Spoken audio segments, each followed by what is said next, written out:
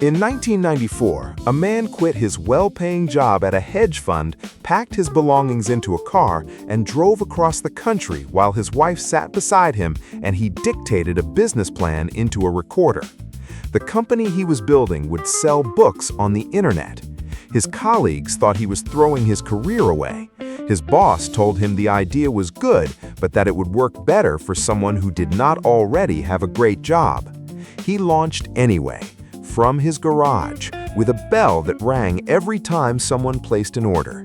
Within the first month, Amazon had sold books to customers in 45 countries. The reframe, what they all did. But the real answer to why Amazon won is far stranger than you think. In year one, Amazon did not try to make a profit. Apple, in year one, did not try to build the best computer. Tesla, in year one, did not try to sell the most cars. Every one of these companies did something in their first 12 months that their competitors thought was reckless, irrational, and almost certainly suicidal. And every one of their competitors was wrong. Not because the strategy was lucky, because the strategy was based on a principle so counterintuitive that most businesses never discover it until it is too late.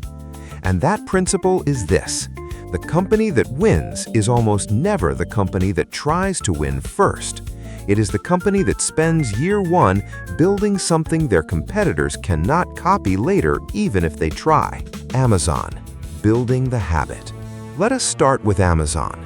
In 1994, the book retail industry was dominated by physical chains. Borders and Barnes & Noble had thousands of stores, millions of customers, and decades of brand equity. When Amazon launched as an online bookstore, the assumption among industry observers was that the established players would simply build their own websites and crush the upstart. The advantage the big chains had was obvious. They had the infrastructure, they had the supplier relationships, they had the customers. What they did not have was Jeff Bezos's obsession with one specific metric in year one. Not revenue, not profit, not market share. Bezos was obsessed with what he called the customer experience loop. Every decision Amazon made in its first year was evaluated against a single question: does this make it easier and more satisfying for the customer to buy a book from us than from anywhere else? Faster delivery, more titles, easier returns, lower prices. Bezos was not building a bookstore, he was building a customer behavior habit. And habits, once formed, are extraordinarily difficult for competitors to break. By the time Borders and Barnes & Noble launched their own online stores in the late 1990s, Amazon's customers were already trained. They had formed the habit. They knew the interface. They trusted the process. The established players built technically equivalent products and found that customers barely moved, not because Amazon's website was so much better by then, because the habit was already set. Psychologist and habit researcher Wendy Wood of the University of Southern California has spent decades studying how habits form and why they persist.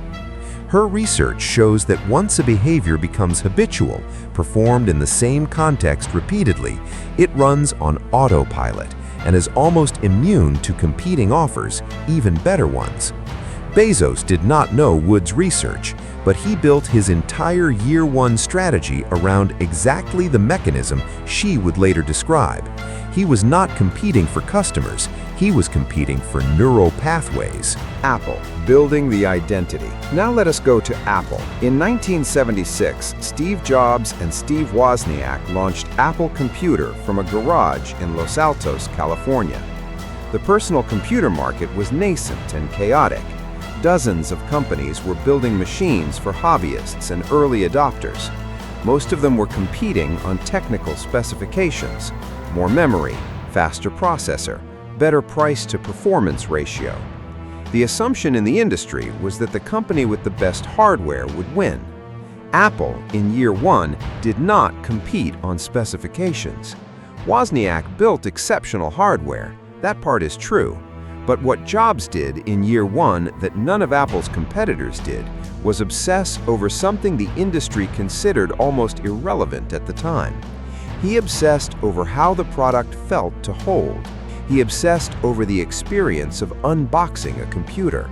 He insisted the circuit board inside the Apple I be arranged neatly, even though no customer would ever see it, because he believed the discipline of beauty had to exist even where no one was looking.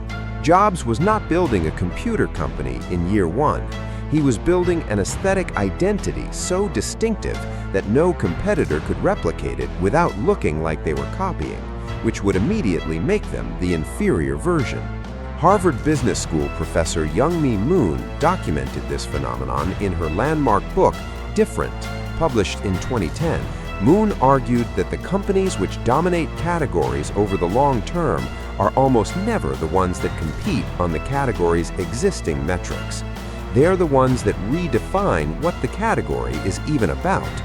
Apple did not win the personal computer race by building better computers. It won by making the entire industry's definition of what a computer should be feel inadequate. Every competitor who tried to out-spec Apple in year one won the spec battle and lost the market. Tesla, building the moat. Now let us go to Tesla. In 2008, Tesla launched the Roadster, a fully electric sports car with a price tag of $109,000. The electric vehicle market at the time was dominated by compliance cars, vehicles that manufacturers built to satisfy regulatory requirements but had no intention of actually selling at scale. The General Motors EV1 had been discontinued. Mainstream automotive executives publicly stated that consumers did not want electric vehicles. The category was considered a niche, a regulatory obligation, not a business opportunity. Tesla in year one sold a car almost nobody could afford to a customer base almost nobody was paying attention to. And that was precisely the point. Elon Musk's strategy, which he published openly in a blog post in 2006, titled The Secret Tesla Motors Master Plan, was to start with an expensive, low-volume vehicle to prove the technology, use the revenue and learnings to build a medium-price, medium-volume vehicle, then use that to build an affordable, high-volume vehicle. He called it the Secret Master Plan, but it was not really a secret. He published it on the internet. What was counterintuitive was the year one execution. While every other automotive manufacturer looked at the electric vehicle market and saw too small an addressable market to justify investment, Tesla looked at that same small market and saw a permission structure. By selling to wealthy early adopters first, Tesla got something no competitor could manufacture: real-world data on how electric vehicles actually performed outside a laboratory, genuine customer desire signals, and a brand identity built around aspiration rather than compliance. Economist and venture capitalist Peter Thiel wrote about this dynamic in his 2014 book, 0 to 1. Thiel argued that the biggest mistake new companies make is trying to compete in large existing markets from day one. The correct strategy, Thiel argued, is to dominate a small market first, a market so small that larger competitors cannot justify entering it, and use that dominance as the foundation for expanding into adjacent markets. Tesla's year one was a textbook execution of Thiel's framework before the framework had even been written. By the time Ford, General Motors, and Volkswagen decided the electric vehicle market was large enough to take seriously, Tesla had a 10-year head start on battery technology, charging infrastructure, software integration, and brand identity. They were not catching up to a competitor. They were catching up to an entirely different category that Tesla had spent a decade building. The pattern. The moat principle. So what did Amazon, Apple, and Tesla all do in year one that their competitors refused to do? They each refused to compete on the terms their industry had already defined. Amazon's competitors competed on price and selection, the existing metrics of retail. Amazon competed on habit formation. Apple's competitors competed on specifications, the existing metrics of computing. Apple competed on aesthetic identity. Tesla's competitors competed on volume and affordability, the existing metrics of automotive. Tesla competed on aspiration and data accumulation. In each case, the competition looked at year one and saw a company that was not playing to win by any conventional measure. Amazon was not profitable. Apple was not the cheapest or the most powerful. Tesla was not selling to the mass market.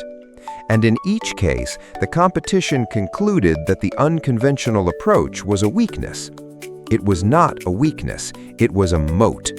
And by the time the competition understood what the moat actually was, it was already too wide to cross. Business strategist Roger Martin, former dean of the Rotman School of Management at the University of Toronto, spent years studying why certain companies sustain competitive advantage while others cannot. His research, published in his book Playing to Win, co-written with A.G. Lafley, concluded that the single most important strategic question any company must answer is not how to beat the competition, it is where to play and how to win in a way that the competition is structurally unable to replicate.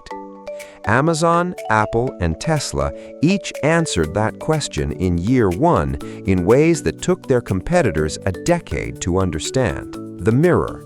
What this means for your business. Here is what this means for your business.